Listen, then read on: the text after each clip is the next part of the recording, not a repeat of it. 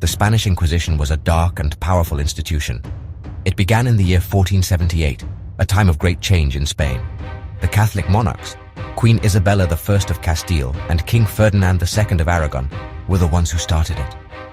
They had a specific goal in mind for their kingdom. They wanted to unite all of Spain under one single religion, Roman Catholicism.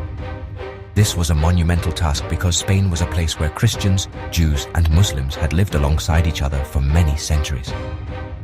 This new policy marked a dramatic shift away from that long history of coexistence, setting the stage for a period of intense religious scrutiny and control.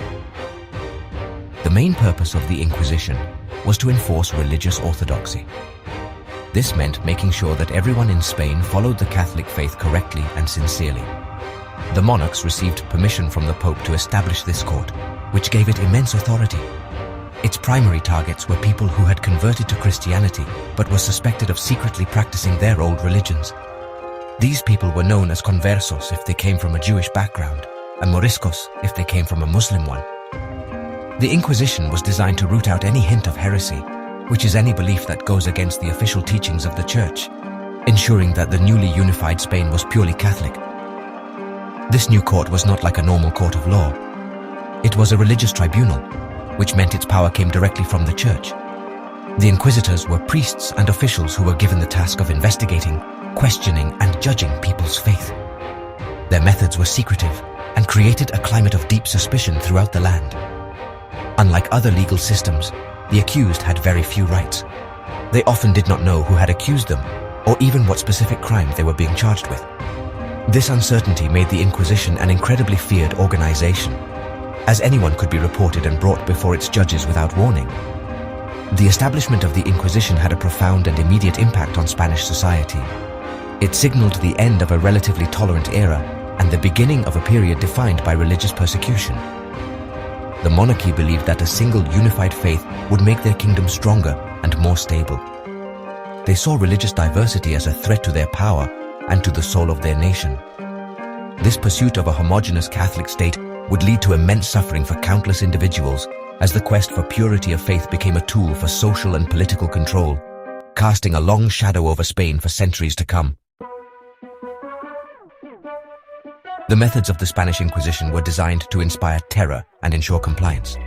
When someone was accused of heresy, they were arrested and their property was seized. The accused was then held in a secret prison, often for months or even years, while their case was investigated. During this time, they were completely isolated from the outside world. They did not know the names of their accusers and were not allowed to have a lawyer to defend them. The entire process was shrouded in mystery, which only added to the fear. The goal was to break the prisoner's spirit and extract a confession, whether they were guilty or not.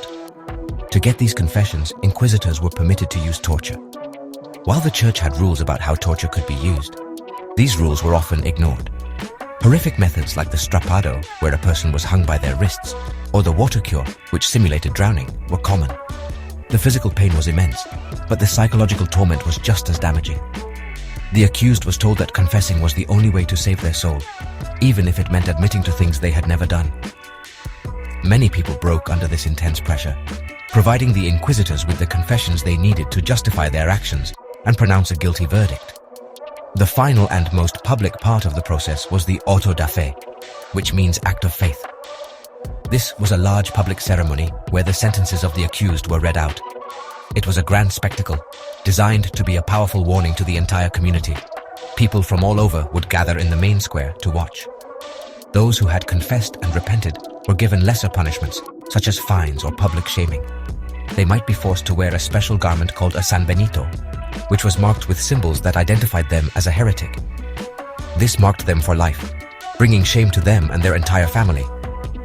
For those who refused to confess or were found guilty of the most serious heresies, the punishment was death. They were relaxed to the secular authorities, a term that meant they were handed over to be burned at the stake. This was the ultimate act of purification in the eyes of the Inquisition. The auto da fe was not just a punishment, it was a powerful piece of theater. It demonstrated the absolute power of the Church and the state, reinforcing the message that any deviation from Catholic orthodoxy would be met with the most severe consequences. The fires of the auto da fe burned this lesson into the memory of all who witnessed them. Life during the Spanish Inquisition was filled with a constant underlying fear. This fear was not just of the inquisitors themselves, but of neighbors, friends, and even family members. The Inquisition encouraged people to report any suspicious behavior, no matter how small. Saying the wrong thing, eating certain foods on a particular day, or not knowing a prayer well enough could be seen as evidence of heresy.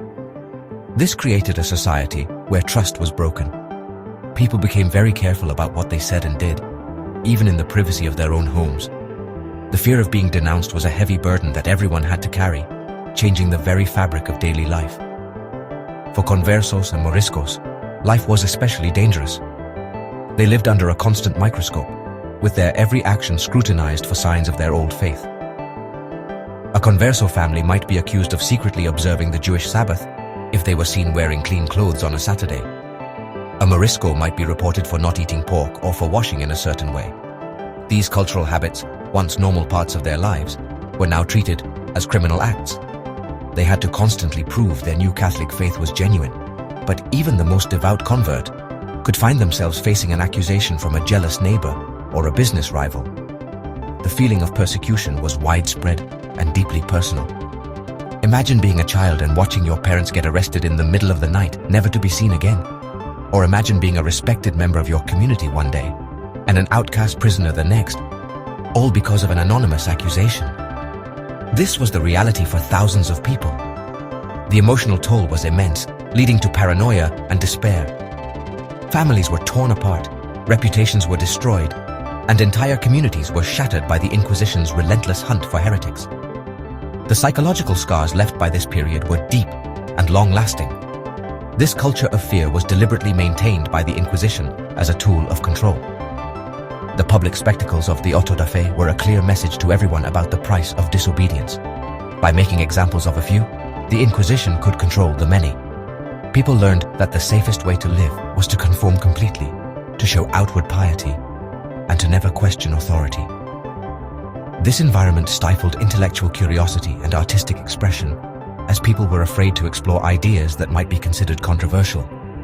The fear of persecution created a rigid and uniform society, exactly as the monarchs had intended. The Spanish Inquisition was officially abolished in 1834, after casting its shadow over Spain for more than 350 years. Its end came during a time of great political change in Europe, as ideas of liberalism and religious freedom began to take hold. However, the legacy of the Inquisition did not simply disappear. It left a permanent mark on Spanish culture, society, and identity. The concept of limpieza de sangre, or purity of blood, which was used to discriminate against those with Jewish or Muslim ancestry, had lasting effects. It created social divisions that persisted for generations, influencing who could hold certain jobs or positions of power long after the Inquisition was gone. Today, the Spanish Inquisition is remembered for several important reasons. It stands as a powerful and chilling example of what can happen when religious intolerance is combined with state power. It shows how faith, which can be a source of great comfort and good, can also be twisted and used as a justification for terrible cruelty and persecution. The story of the Inquisition serves as a historical warning about the dangers of fanaticism and the importance of protecting religious freedom and human rights. It reminds us that questioning authority and defending the rights of minorities are essential for a just and open society. The term Inquisition itself has entered our language as a word for any harsh or unfair investigation. When we hear about a witch hunt or a political inquisition, we are drawing on the memory of what happened in Spain centuries ago. This shows how deeply the events have been ingrained in our collective consciousness. The Spanish Inquisition is not just a piece of Spanish history, it is a universal lesson about the abuse of power. It teaches us about the dark side of human nature and the need for systems of justice that are fair, transparent, and humane, where the accused are presumed innocent and have the right to a proper defense.